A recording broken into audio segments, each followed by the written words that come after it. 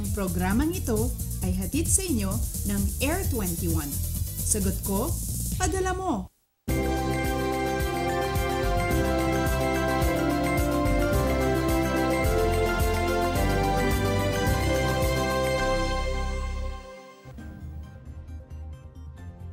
Mayad nga temprano Luzon, maayong aga Visayas, buenos dias Mindanao. Magandang umaga sa mga estudyante at kapwa natin empleyado na isang linggong nagsikap sa paaralan o opisina.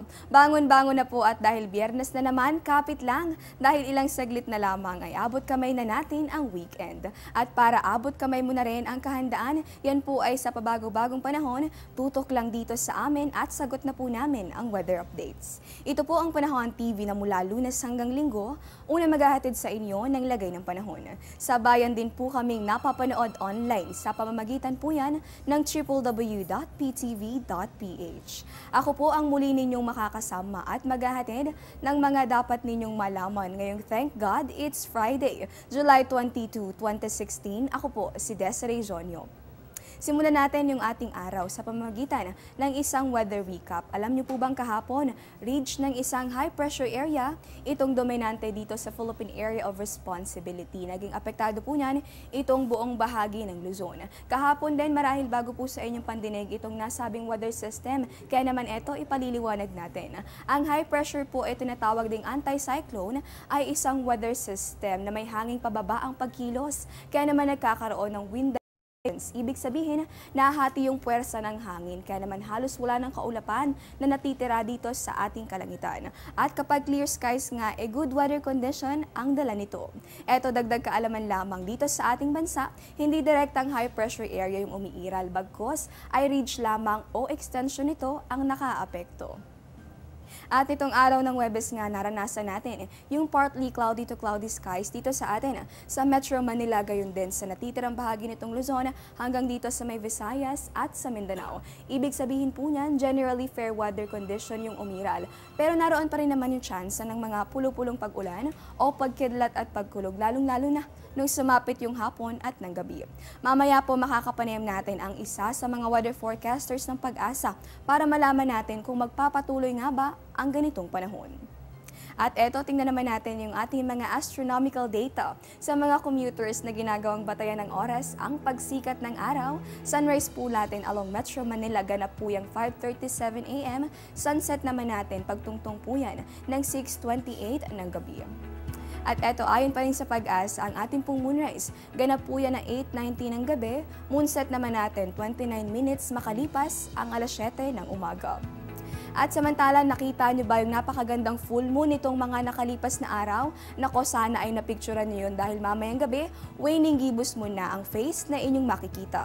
Sa ganito pong face, mapapansin yung halos kalahati na lamang ng buwan ang naiilawan na ng araw at ang buwan ay makikita sa silangan kapag gabi, habang sa kanluran naman right after sunrise. Eto, dagdag kaalaman pa rin, ang terminong waning ay nangangahulugan din ng shrinking, kasabay po yan ang pagkabawas ng liwanag ng buwan.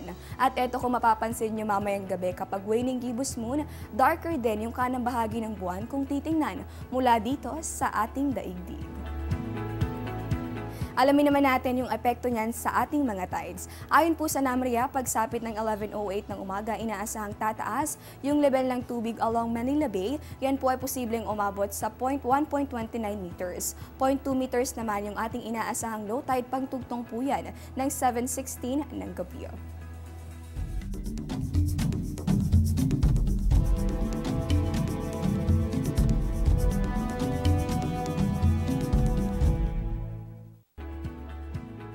Napakabilis nga lumipas na mga araw. Aba, parang kahapon lamang ay #WelcomeTwenty16 ang mga post natin. Pero ngayon ay mahigit kalahati na nga natin itong taon ang lumilipas. Kaya naman para sa ating mga taga-subaybay na favorite segment ang astronomy, sulyapan natin itong Most Extraordinary Images of 2016. Yan po ay tampok ng National Aeronautics and Space Administration o NASA. Unang-una sa listahan ang malapelikulang Aurora Borealis. Yan po ay sa Sweden na nakuha noong Abril. Pasok din sa listahan ang cirrus clouds na mistulang ipininting sa kalangitan. Yan po ay sa bahagi naman ng Paris. Kamangha-mangha rin ang kuha Sa may Namib Sanjus, yan naman ay sa planetang Mars. Amaze na amaze din ang marami sa atin. Yan po ay sa anino ng buwan ng mundo at natapat naman sa bahagi na ito na tinaguriang sunlit hemisphere. Nasa listahan din naman ang solstice full moon na nakita po yan sa India. Pasok din ang imahe ng isang dwarf planet, Soul Nebula, at solar eclipse noong Mayo. O diba, half of 2016 pa lamang hitik na sa ganda. Kaya naman naabangan natin ang marami pang discoveries sa loob at labas ng ating daigdig.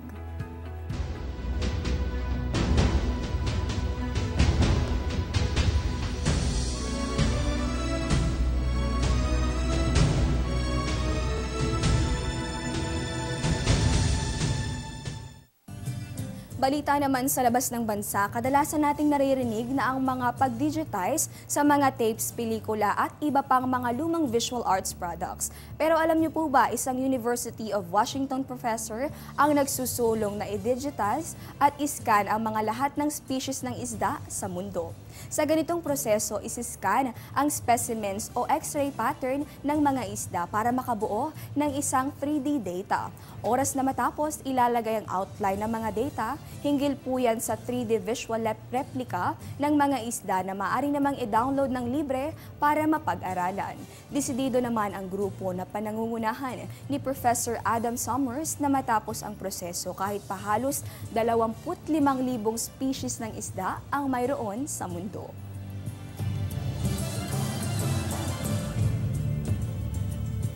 Sa ibang balita naman, kasado na ang isang malaking archaeological mission ng China.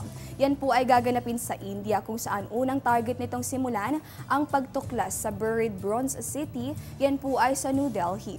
Sa larangan ng archaeology, kadalasang hinuhukay o kaya naman ay ginagalugad ang mga patunay ng mga naunang sibilisasyon o mga kagamitan. Malinaw na hakbang ito na nais ng China na kilalanin bilang leader in archaeology, subalit kadalasang sentro ng kanilang mga kasalukuyang paggalugad, yan po ay ang marine archaeology. Interesting activities hinggil sa National Science and Technology Week, pag-usapan po natin sa aming pagbabalik.